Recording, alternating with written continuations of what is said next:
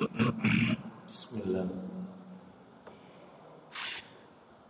Assalamualaikum warahmatullahi wabarakatuh. Alhamdulillah hamdan katsiran thayyiban mubarakan fi kama yuhibbu rabbuna wa yarda. Wa ashhadu an la ilaha illallah wahdahu la syarika lah wa ashhadu anna Muhammadan abduhu wa rasuluh. Ya ayyuhalladzina amanu taqullaha haqqa tuqatih wa la tamutunna illa wa antum muslimun. Amma ba'du, fa inna asdaqal hadisi kitabullah wa khairal hadi hadi Muhammadin sallallahu alaihi wasallam wa syarral umuri muhdatsatuha wa kullu muhdatsatin bid'ah wa kullu bid'atin dhalalah wa kullu dhalalatin finnar. Ikhwan wa akhwati fillah, bapak-bapak, ibu-ibu, kaum muslimin dan muslimah, jamaah majelis taklim dan jamaah salat maghrib Masjid Darussalam yang semoga dimuliakan oleh Allah Subhanahu wa ta'ala. Tidak ada kata yang patut kita ucapkan di malam hari ini selain rasa syukur kita kepada Allah Tabaraka wa ta'ala atas segala karunia nikmat yang telah Allah berikan kepada kita. Salah satu di antara kenikmatan-kenikmatan tersebut yang kita rasakan pada malam hari ini adalah Allah Subhanahu wa ta'ala masih memberikan kesempatan, kemudahan kepada kita untuk mengoptimalkan ibadah di bulan yang dimuliakan oleh Allah Subhanahu wa ta'ala ini, yaitu bulan Sya'ban. Bulan yang kata Nabi dilupakan oleh manusia. Dzalika syahrun yaghfulun nasu anhu baina Rajab wa Ramadan. Nabi bersabda, bulan Sya'ban adalah bulan yang sering dilupakan oleh banyak manusia, yang letaknya antara Rajab dengan Ramadan. Seakan-akan Nabi memberitahukan kepada kita bahwasanya ketika di bulan Rajab dan Ramadan banyak manusia yang mengoptimalkan ibadah, karena memang beribadah di bulan Rajab ganjarannya dilipat gandakan oleh Allah Subhanahu wa ta'ala, apalagi Ramadan. Sedangkan Sya'ban, di mana kita sekarang sedang berada di dalamnya, pertengahan Rajab dengan Ramadan, sepi, banyak dilupakan oleh manusia. Oleh karena itu Nabi Sallallahu Alaihi Wasallam, beliau menghidup-hidupkan bulan Sya'ban dengan memperbanyak puasa sunnah di bulan Sya'ban. Mudah-mudahan seluruh amal ibadah kita di bulan Sya'ban ini diterima oleh Allah Subhanahu wa ta'ala. Sebagaimana Nabi juga menjelaskan bahwasanya bulan Sya'ban ini wa huwa syahrun turfa'u fihil a'malu ila rabbil alamin. Bulan Sya'ban itu adalah bulan diangkatnya seluruh amalan seorang hamba kepada Rabb semesta alam, yaitu Allah Subhanahu wa ta'ala. Jadi bulan diterimanya amal. Jadi amal ibadah yang Bapak Ibu lakukan setahun terakhir itu dilaporkan oleh malaikat naik kepada Allah setahun sekali, yaitu kejadiannya di bulan Sya'ban. Oleh karena itu kita berdoa kepada Allah Subhanahu wa ta'ala, semoga semua amalan kita diterima dan diridhoi oleh Allah Subhanahu wa ta'ala, dan semoga Allah pertemukan kita dengan bulan Ramadan di tahun ini. Sebagaimana doa yang disebutkan oleh para alim ulama agar kita bisa berjumpa dengan bulan Ramadan, doa itu berbunyi, Allahumma sallimna ila Ramadan wa sallim lana Ramadan wa tasallamhu minna mutaqabbalan. Artinya, Allahumma sallimna ila Ramadan, ya Allah, selamatkanlah kami sampai bulan Ramadan. Yang kedua, wasallim lana Ramadan, dan selamatkan kami pula ketika berada di bulan Ramadan. Maksudnya doa ini, sebelum masuk Ramadan berikan kami keselamatan, ketika di bulan Ramadan berikan juga keselamatan. Jangan dikasih sakit sehingga kita tetap bisa berpuasa di bulan Ramadan. Jangan diberikan musibah, ujian apapun. Maksudnya itu doa ini. Lalu yang terakhir, doa ini berbunyi, wa tasallamhu minna mutaqabbalan, dan terimalah dari amalan-amalan kami di bulan Ramadan tersebut. Oleh karena itu mudah-mudahan Allah memberikan kesempatan kepada kita, yaitu untuk bisa berjumpa bulan Ramadan di tahun ini, dan semoga Ramadan tahun ini bukanlah Ramadan yang terakhir bagi kita, tetapi Allah masih memberikan kesempatan kepada kita untuk menikmati Lailatul Qadar di masa-masa yang akan datang. Bapak Ibu rahimani wa rahimakumullah, malam hari ini kita akan lanjutkan materi kita.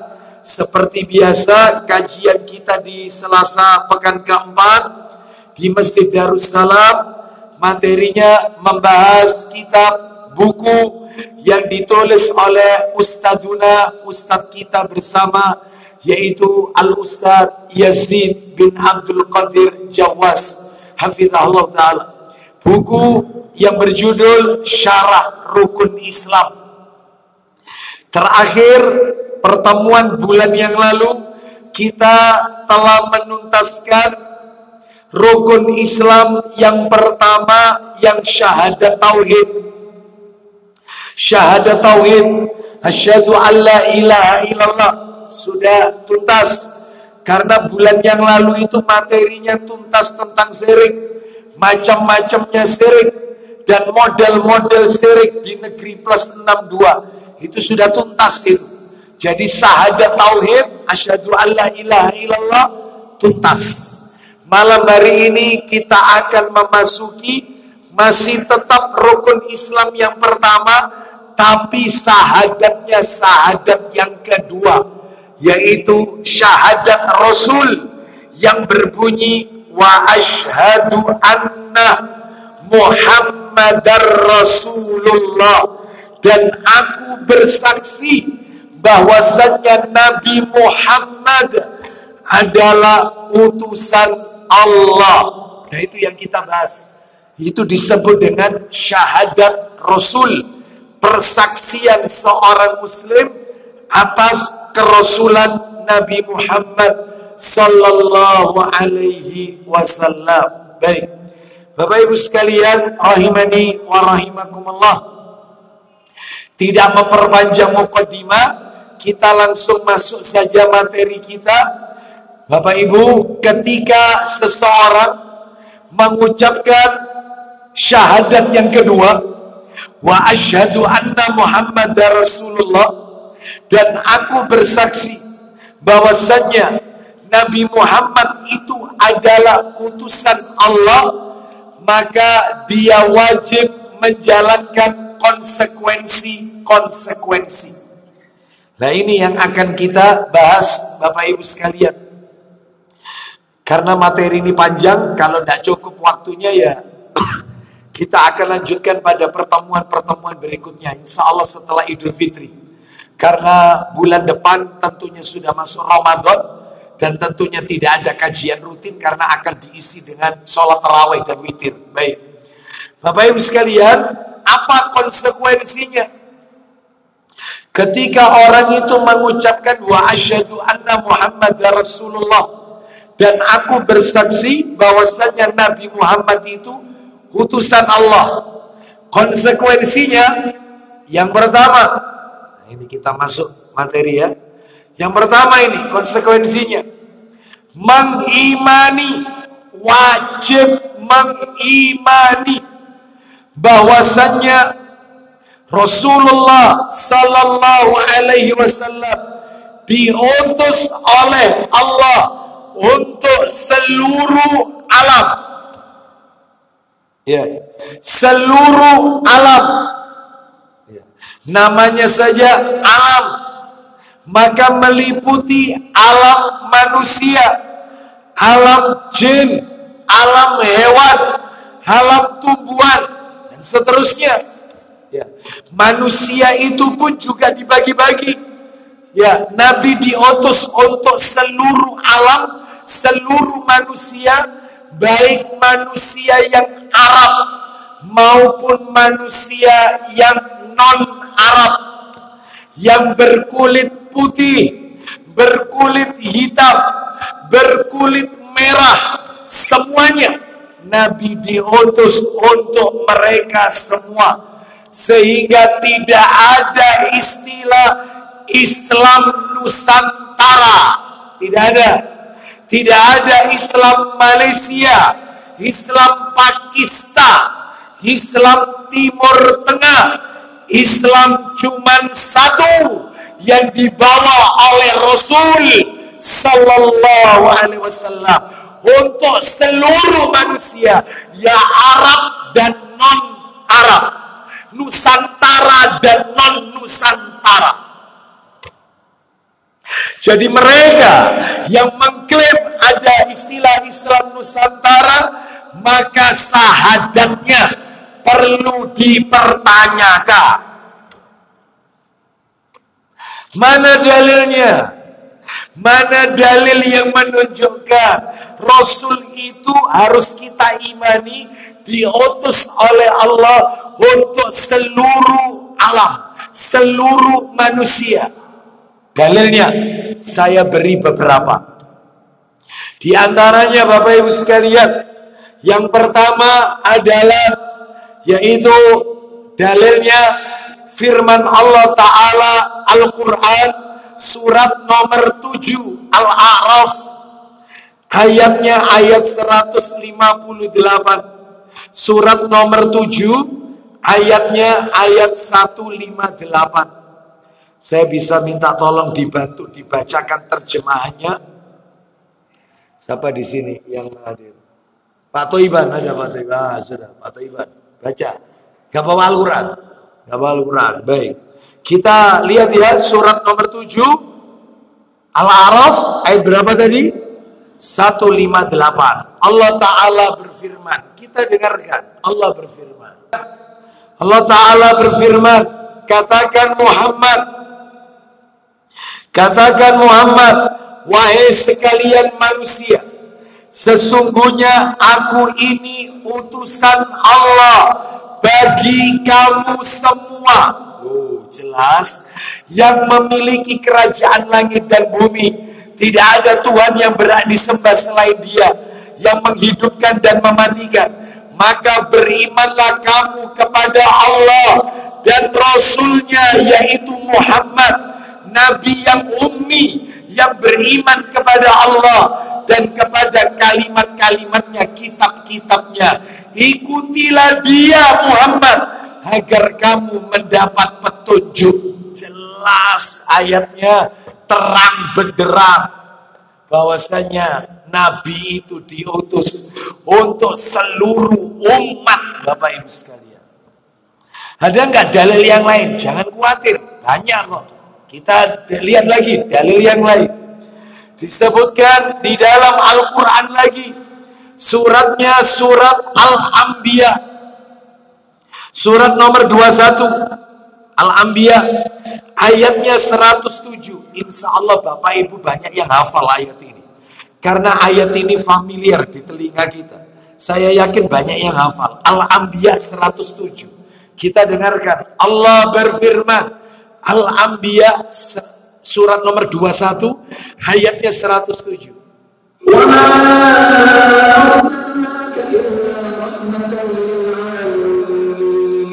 Pernah dengar ayat ini Bapak Ibu? Wa ma arsalnaka illa rahmatan lil alamin. Artinya, dan kami tidak mengutus engkau Muhammad melainkan menjadi rahmat bagi seluruh alam. Seluruh alam. Alamin bentuknya jamak, berarti ya alam manusia, alam jin, alam hewan, alam tumbuhan.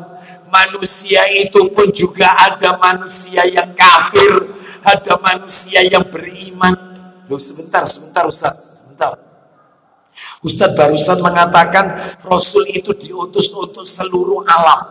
Alam itu meliputi alam manusia. Manusianya manusia beriman maupun manusia orang-orang kafir. Iya.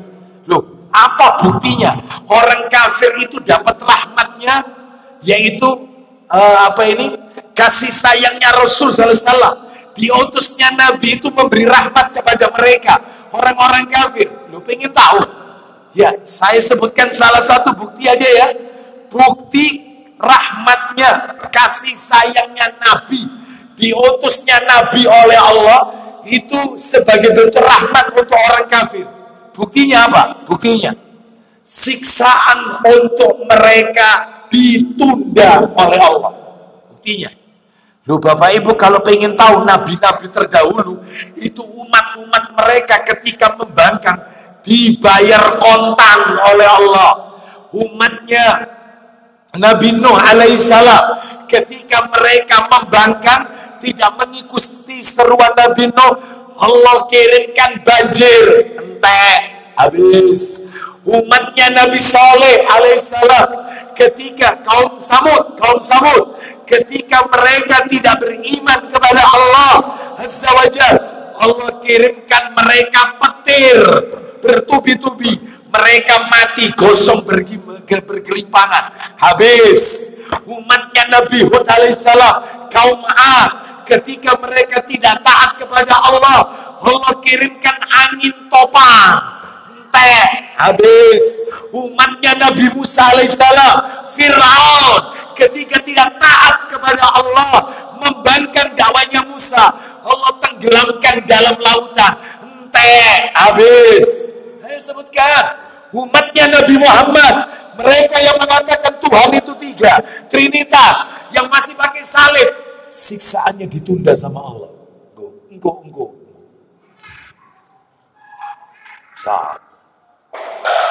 Istimewa umatnya Nabi Muhammad sallallahu alaihi wasallam ini. Nabi ini diutus rahmat untuk mereka, sadar tidak sadar. Kalau umat terdahulu habis lah, langsung dibayar kontan azab. Umatnya Nabi Lut alaihissalam, kaum Sodom, ketika mereka tidak mentauhidkan Allah, bahkan mereka tidak meninggalkan perbuatan keji, menyukai sesama jenis, Allah kirimkan batu dari neraka Sijil. Negeri mereka dibalik, yang atas dipindah ke bawah, yang bawah ke atas, dilempari batu dari neraka Sijil, habis. Kurang apa sudah? Umatnya Nabi Muhammad yang nyembah matahari, ya, yang melakukan syirik, pergi ke kuburan, umatnya Nabi yang ngalap berkah sama orang soleh yang telah mati, pergi ke dukun, itu sama Allah ditunda. Mereka yang kafir tidak mau beriman kepada Nabi, Hindu, Buddha dan seterusnya, tidak meyakini Al-Quran dan Nabi sebagai utusan Allah, ditunda. Itu rahmatnya, rahmat yang Allah turunkan kepada Nabi SAW ketika diutus Nabi untuk mereka. Sadar tidak sadar, siksaannya ditunda. Kembali ke materi kita ya, berarti Nabi itu diutus untuk seluruh kalangan, untuk seluruh alam. Ustaz, tadi Ustaz bilang oke, orang kafir mendapatkan rahmat diutusnya Nabi, kasih sayang, bentuknya siksaan mereka ditunda. Lah kalau hewan, apa hewan? Bapak Ibu, kalau Idul Kurban, Bapak Ibu lihat bagaimana dengan orang kafir. Tidak ada agama yang memperlakukan hewan sedemikian rupa dengan terhormat kecuali cuma Islam. Ajaran Rasul. Coba lihat ajarannya Nabi. Ketika menyembelih tidak boleh di depan teman-teman hewan tersebut. Nggak boleh. Ketika menyembelih, ngasah pisaunya tidak boleh di depan hewan yang mau disembelih. Kira-kira ada agama yang ajarkan kayak gini? Ada. Menguliti hewan tidak boleh di teman-temannya hewan-hewan yang lain melihat. Kalau temannya itu dikuliti, nggak boleh, harus ditutup, dikasih hijab. Kira-kira ada agama lain model kayak gini? Ada. Islam ini luar biasa yang dibawa oleh Rasul Sallallahu Alaihi Wasallam, membawa rahmat untuk seluruh alam. Coba Bapak Ibu. Jadi kembali ke materi kita, Islam itu ya cuma satu yang dibawa oleh Nabi Sallallahu Alaihi Wasallam. Ya, saya kasih dalil yang lagi supaya tambah lengkap. Bahwasanya harus kita imani Nabi kita ini diutus untuk seluruh alam. Ya, bukan kelompok tertentu. Sehingga nanti ada Islam itu di peta-peta. Ada Islam Timur Tengah, Islam Malaysia, Islam Nusantara. Nggak ada, cuma satu Islam. Mana dalilnya? Quran surat nomor 2, Quran surat nomor 34, surat Saba, ayatnya 28. Kita dengarkan Bapak Ibu, Quran surat 34, Saba, ayatnya 28. Nah, jelaskan. Kita dengarkan Quran surat Saba, surat 34, ayat 28. Allah berfirman,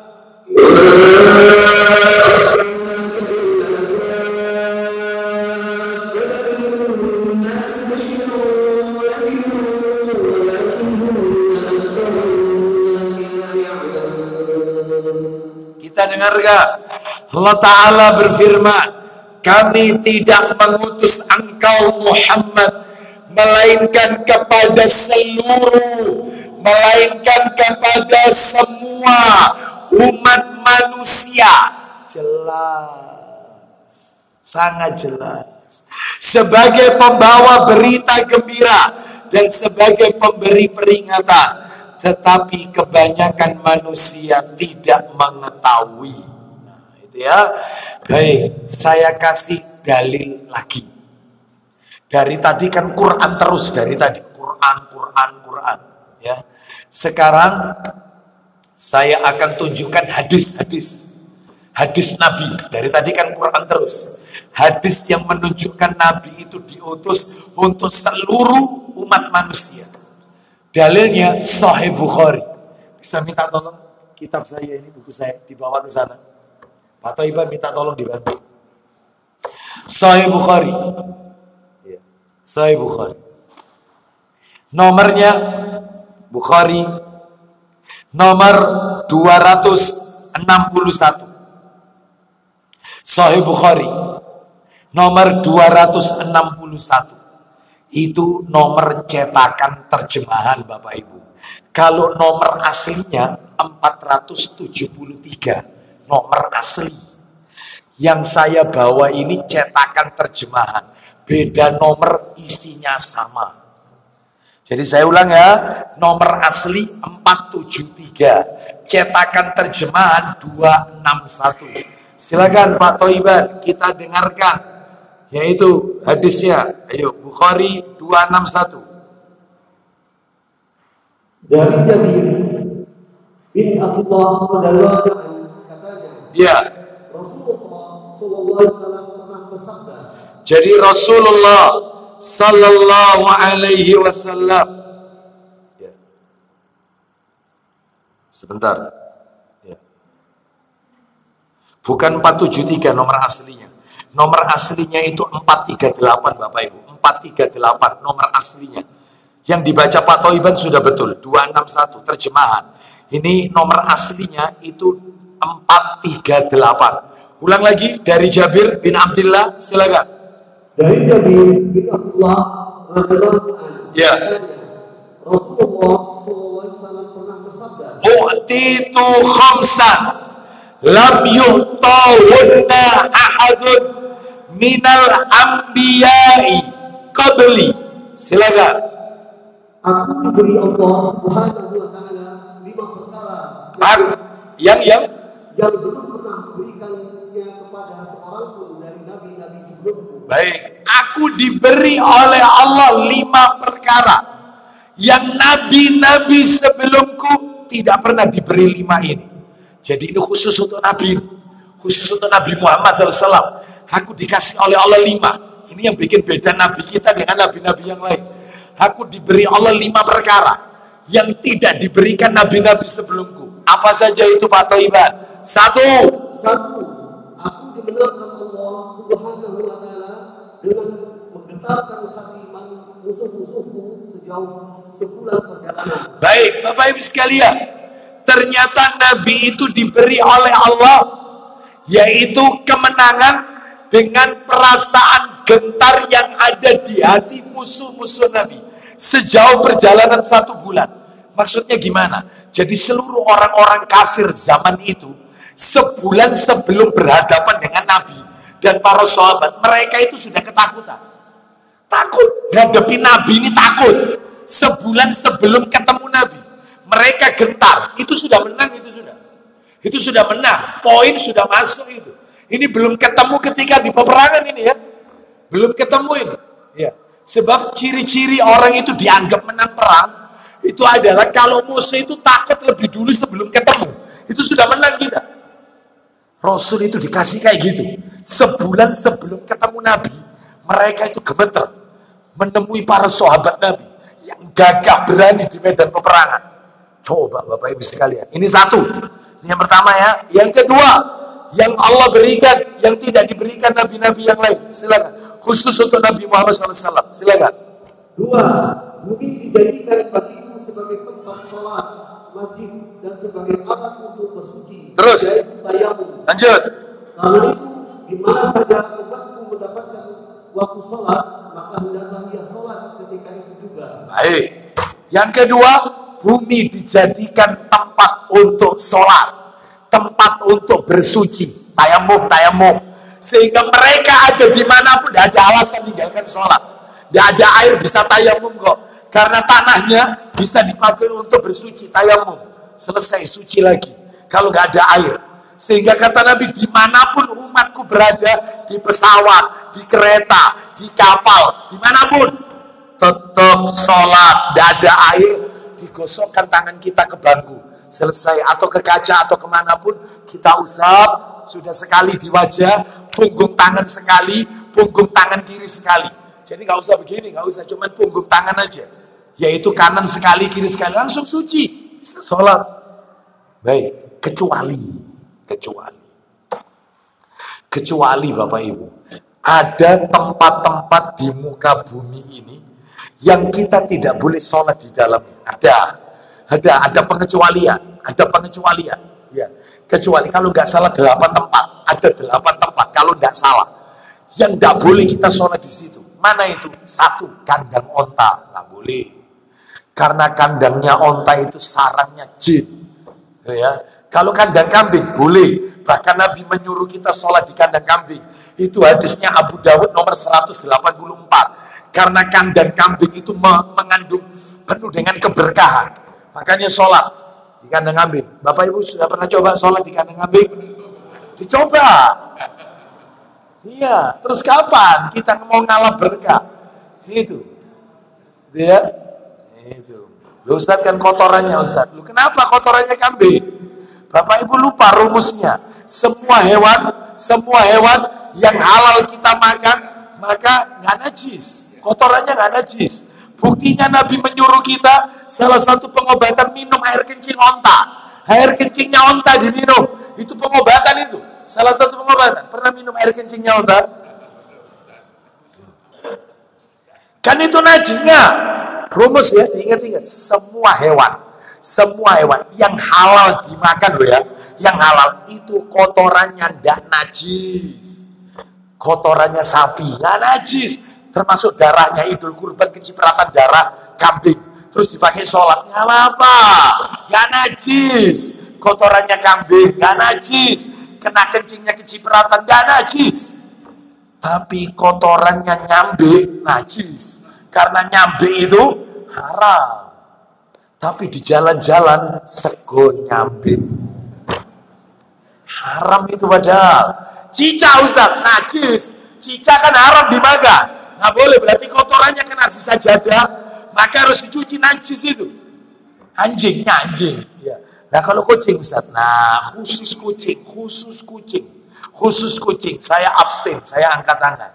Karena ulama beda pendapat. Ada yang mengatakan kotoran kucing nggak najis, karena Nabi sendiri yang mengatakan kucing itu adalah hewan yang berkeliaran di rumah kita. Sehingga kalau berkeliaran maka kotorannya sah, nggak masalah. Makanya ulama ada yang mengatakan nggak najis. Tapi sebagian ulama mengatakan najis. Karena kucing itu bertaring, nggak boleh kita makan. Hewan yang haram dimakan karena dia bertaring. Makanya kotorannya berarti najis. Saya abstain ya, saya angkat tangan aja ya. Silakan Bapak Ibu mau pilih yang mana, silakan rembukan aja rapat sendiri gitu ya. Saya nggak mau menunjukkan mana yang paling benar karena sama-sama kuatnya, sama-sama rojinya. Wallahu a'lam bishawab. Kita lanjutkan ya, Jadi kandang onta nggak boleh sholat di kandang onta. Tuh ya. Terus mana lagi? Kuburan nggak boleh sholat di kuburan. Sholat menghadap kuburan nggak boleh kecuali sholat jenazah, sholat gaib kan nggak pakai sujud. Cuma takbir 4 kali nggak apa-apa. Ya.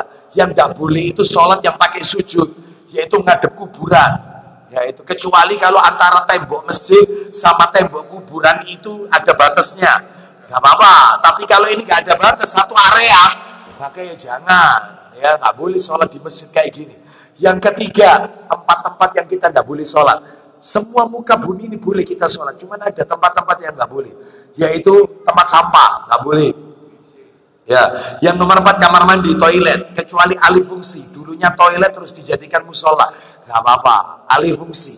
Tapi kalau di situ masih toilet, lu sholat di dalamnya, maka nggak boleh. Kayaknya nggak ada Ustaz sholat di toilet Ustaz. Lu kata siapa? Bapak Ibu belum pernah menyaksikan sholat terawih 10 hari terakhir di Masjidil Haram. Itu saking penuhnya jamaah ngalang-ngalai haji, apalagi malam 27. Mereka itu sholat sampai eskalator itu dipakai sholat. Eskalator berdiri, padahal ini dia kalau rokok ketemu punggungnya orang gak bisa sujud. Ya rebutan itu andai kata mau dijual, ada yang beli itu. Saking padatnya Masjidil Haram, radius 5 kilo jalan sudah ditutup. Ya, gak bisa masuk Masjidil Haram sebab semua orang Arab dari luar Arab tumplek-blek masuk Masjidil Haram. Wih, kalah haji, sudah kalah. Gak ada apa-apanya haji. 10 hari terakhir tapi ya, Ramadan 10 hari terakhir.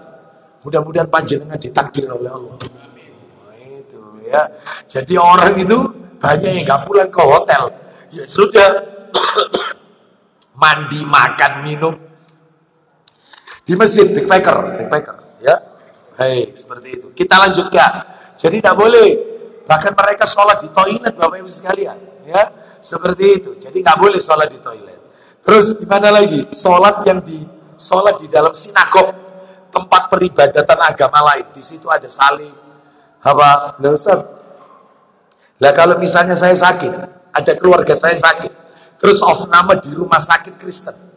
rumah sakit non muslim, entah William Booth, entah itu mah apalah, sudah rumah sakitnya sudah jelas itu di kamar itu ada salibnya.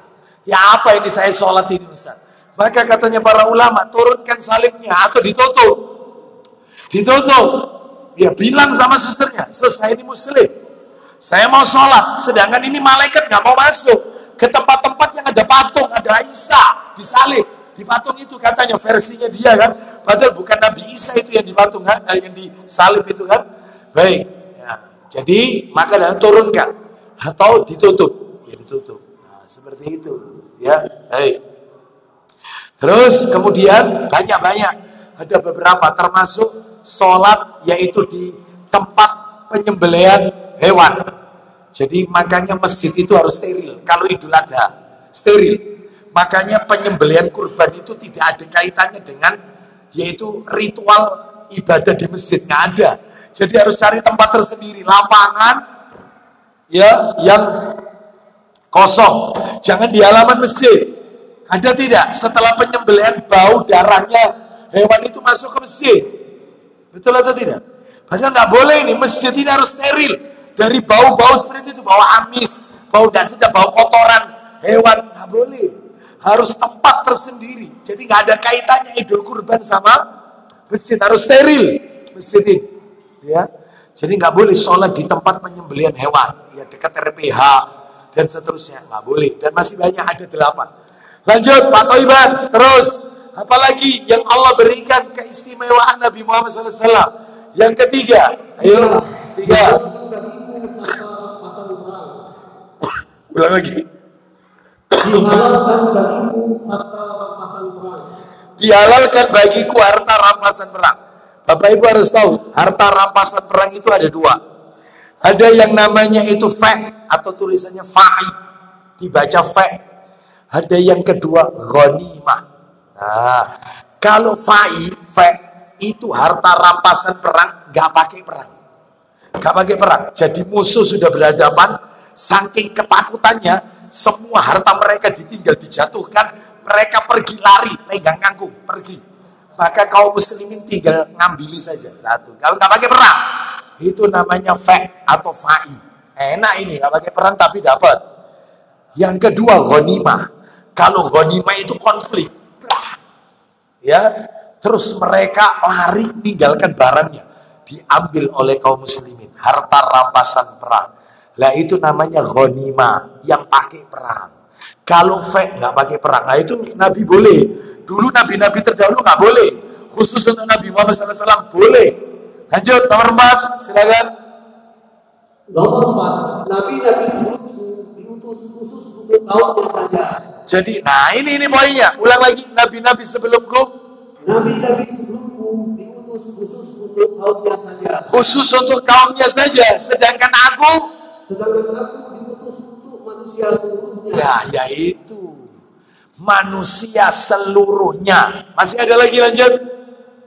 5. Diberikan Allah kepada syafaat, pertolongan dan perlindungan. Baik, aku diberi oleh Allah kuasa untuk memberikan syafaat. Nabi-nabi yang lain tidak. Makanya yang kita nantikan ini kan syafaat Rasul sallallahu alaihi wasallam atas izin dan ridho dari Allah Azza wa Jalla.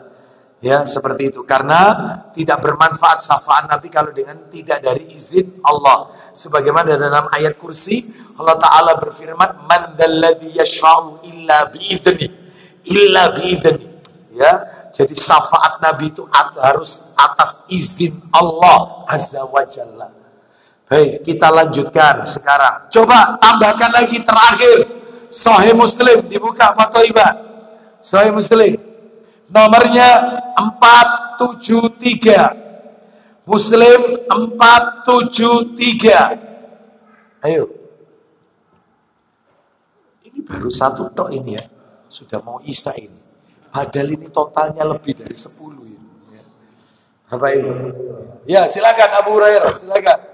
Dari Abu Hurairah radhiyallahu anhu, Ya. katanya Rasulullah SAW bersabda.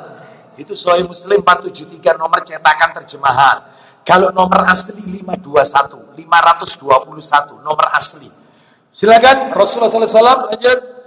Aku diistimewakan Allah dari para nabi yang lain dengan 6 macam keistimewaan. Nah, kalau tadi kan 5, sekarang 6. Berarti ada yang nggak masuk. Ini tambahan, ini tambahan. Tadi kan 5, ini sekarang 6. Aku diberi keistimewaan oleh Allah yang nabi-nabi sebelumku tidak pernah diberikan keistimewaan. Aku dikasih 6. Apa itu? 1. Aku dikaruniai perkataan yang ringkas. Aku diberi oleh Allah jawami'ul kalim. Apa itu jawami'ul kalim? Kita lanjutkan dikit ya. Ucapan yang ringkas, singkat, padat, tapi berbobot. Jadi Nabi itu kalau bersabda, itu ringkas, singkat, tapi maknanya mendalam. Jadi nggak banyak-banyak. Kita pun jadi orang tua, mestinya begitu kepada anak kita. Orang tua itu kalau kakean ngomong, tambah gak dirungokno. Iya. Orang tua itu kalau banyak ngomongnya sama anak, tambah gak direken sama anak sekarang. Makanya sedikit, tapi mengena. Seperti itu. Nasihat itu nggak usah terlalu banyak. Singkat, padat, berbobot. Sehingga mengena dalam hatinya anak itu. Itu jadi Bapak Ibu, Nabi diberi jawami'ul kalim. Terus nomor 2, kita lanjutkan dikit. Silakan, ayo. Aku dibenarkan Allah dengan perasaan gentar di hati musuh-musuhku. Ya, itu sudah kita bahas tadi. Nomor 3. 3. Bagiku dihalalkan harta rampasan. Tadi sudah kita bahas. Nomor 4. 4. Bumi dijadikan suci bagiku dan menjadi tempat sujud. Baik, dimanapun kita berada kita bisa sholat. Tadi sudah 5. 5. 5. Aku diutus kepada semua makhluk. Nah ini poinnya. Aku diutus kepada seluruh makhluk. Lanjut. 6. Aku penutup segala nabi. Nah, aku penutup seluruh nabi dan rasul. Baik, kita dengarkan dulu kumandang Isa. Setelah itu kita lanjutkan. Tinggal tersisa sedikit lagi. Poin nomor 1 ini. Wassallallahu ala nabiyyina wa ala alihi wa sahbihi wasallam.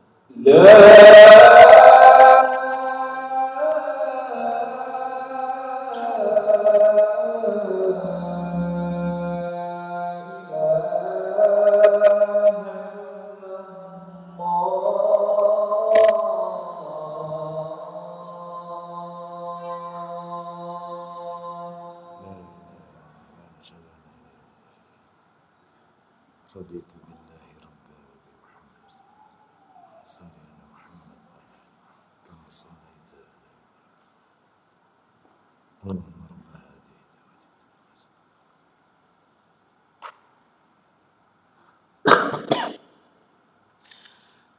Alhamdulillah wassalatu wassalamu ala rasulillah wa ba'd. Kita lanjutkan sedikit Bapak Ibu. Jadi dari dalil-dalil yang tadi kita dengarkan, baik ayat Quran ataupun hadis Nabi, maka mengerucut pada satu kesimpulan, bahwasanya kita wajib mengimani. Jadi ini realisasi bentuk konsekuensi syahadat kepada Rasul ya. Apa itu? Mengimani bahwasanya beliau Nabi Muhammad sallallahu alaihi wasallam diutus oleh Allah untuk seluruh alam, seluruh manusia. Sehingga kesimpulannya tidak ada Islam Nusantara. Islam itu Bapak Ibu datang untuk menfilter budaya. Islam itu datang untuk menfilter tradisi. Bukan malah sebaliknya, tradisi atau budaya menfilter Islam. Bukan. Contoh Bapak Ibu ya, saya kasih contoh satu aja. Sebenarnya banyak ini. Kita mengingat waktunya soalnya. Contoh, sebelum Rasul diutus, maka masyarakat Quraisy, masyarakat Arab, mereka kalau tawaf Ka'bah sudah ada Ka'bah, Bapak Ibu sekalian. Bahkan di sekitar Ka'bah itu ada 360 berhala, Bapak Ibu. Maaf. Jadi masyarakat Quraisy, orang-orang Arab jahiliyah, mereka kalau tawaf sambil telanjang, Bapak Ibu. Mereka telanjang. Yang laki-laki maupun yang wanita, bayangin, telanjang, tawafin. Maka ketika Nabi diutus oleh Allah, maka Nabi tetapkan syariat untuk laki-laki menutup aurat dengan memakai pakaian ihram atasan dan bawahan. Untuk wanita, maka wajib menutup aurat ujung rambut sampai ujung kaki. Berarti ini menunjukkan Islam itu datang untuk menfilter tradisi, menfilter budaya. Cuman anehnya di negeri kita, jadi kalau kita ngomong seperti ini dianggap intoleran, ini kita dianggap radikal, dan seterusnya. Padahal Islam itu datang untuk menfilter budaya. silakan. Anda dari mana saja Anda datang. Bahasa apapun yang Anda pakai, apapun warna kulit Anda, dari manapun Anda datang, Jawa kah, Madura kah, luar pulau kah, Arab kah, Pakistan kah, siapapun. Ketika melakukan ibadah harus mengikuti petunjuk Nabi SAW. Menikah, ikuti. Jadi kalau ada wanita menikah, pundaknya kelihatan, jadi cuma ditutup sampai di atas, maaf payudaranya, pundaknya kelihatan. Pertanyaannya, ini aurat atau bukan? Aurat. Maka ikuti aturan Islam. Wanita harus menutup aurat. Siapapun Anda ketika mengaku Muslim, KTP Islam, wajib ikuti aturan main Rasulullah SAW. Ya ini yang mereka kadang-kadang nggak terima, makanya sampai buat Islam Nusantara. Oleh karena itu Bapak Ibu sekalian, Islam ini datang untuk menfilter budaya. Bukan Islamnya diperes harus ngikuti budaya. Bukan. Buat apa Rasul diutus? Rasul itu diutus untuk kita ikuti syariatnya, ajarannya. Seperti itu Bapak Ibu. Oleh karena itu, ayo kita lebih sami'na wa ata'na. Sampai-sampai ada orang yang komplain bilang sama saya, Ustadz, kenapa ya? Saya tutup ini ya, saya tutup. Ustadz, kenapa ya? Nabi itu kok diturunkan di negeri Arab? Kok gak ada Indonesia? Ya, misalnya, kenapa? Kok gak di Indonesia gitu loh? Kenapa kok diturunkan di Arab? Kenapa kok gak di Indonesia? Ya, misalnya di Tropodo gitu loh misalnya. Atau Kletek gitu loh misalnya. Ini ya. Ya, kenapa Ustaz? Jawabannya Bapak Ibu tahu? Jawabannya ada di dalam ayat Al-Quran. Suratnya apa? Kita dengarkan Al-Furqan ayat 51. Sebagai penutup ini, surat nomor 25 Al-Furqan ayatnya ayat 51. Kenapa ya Nabi itu kok keturunan Arab? Ya, opo gak keturunan wong Jawa, orang Indonesia. Gitu loh. Kenapa? Kita lihat ini. Ya, kita lihat Al-Furqan 51. Al-Furqan surat 25 ayat 51. Pendek ayatnya, Allah berfirman.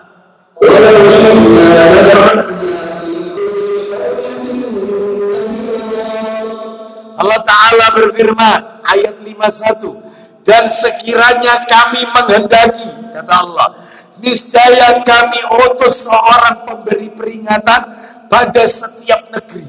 Jadi Allah menyindir kita. Kalau Allah berkehendak tiap negara tak kasih nabi. Seperti itu. Tetapi ternyata kehendak Allah, maka Allah turunkan nabi penutup ini di negeri Arab. Kitabnya pakai bahasa Arab, Al-Quran. Seperti itu. Ya, maka kita harus mengimani apa yang Allah tetapkan. Kalau Anda mempertanyakan berarti Anda mengingkari apa yang sudah Allah kehendaki, Allah tetapkan. Jangan bertanya apa yang Allah perbuat, tetapi Allah akan bertanya apa yang kalian perbuat. Jangan bertanya Nabi mau diturunkan di Arab, Qurannya bahasa Arab. Itu hanya Allah Azza wa Jalla. Ya. Tujuan apa ini? Tugas kita samina wa ata'na dengan aturan Rasul yang dari negeri Arab. Selesai. Kita ikuti bahasanya, Quran bahasa Arab. Kecuali kalau dia tidak mau baca Quran pakai bahasa Arab. Mungkin tolong dicek. Mungkin kitabnya mau copot Bapak Ibu sekalian. Mungkin. Ya, seperti itu. Kenapa? Ya, mungkin seperti itu. Ya, jadi dalam hal ini samina wa ata'na. Ya, untuk seluruh kalangan, tidak ada Islam Nusantara. Satu yang dibawa oleh Nabi Muhammad SAW. Ya, baik demikian yang bisa kami sampaikan. Semoga menjadi tambahan ilmu yang bermanfaat. Insya Allah untuk berikutnya saya akan tambahkan pada poin-poin berikutnya. Insya Allah setelah Idul Fitri mungkin. Insya Allah. Karena bulan depan tentunya kita libur, yaitu masuk Ramadan. Kita akhiri wassallallahu ala nabiyyina wa ala alihi washabihi wasallam. Subhanakallahumma wa bihamdika asyhadu an la ilaha illa anta astaghfiruka wa atubu ilaik. Wa akhiru da'wana anil hamdulillahi rabbil alamin. Assalamualaikum warahmatullahi wabarakatuh.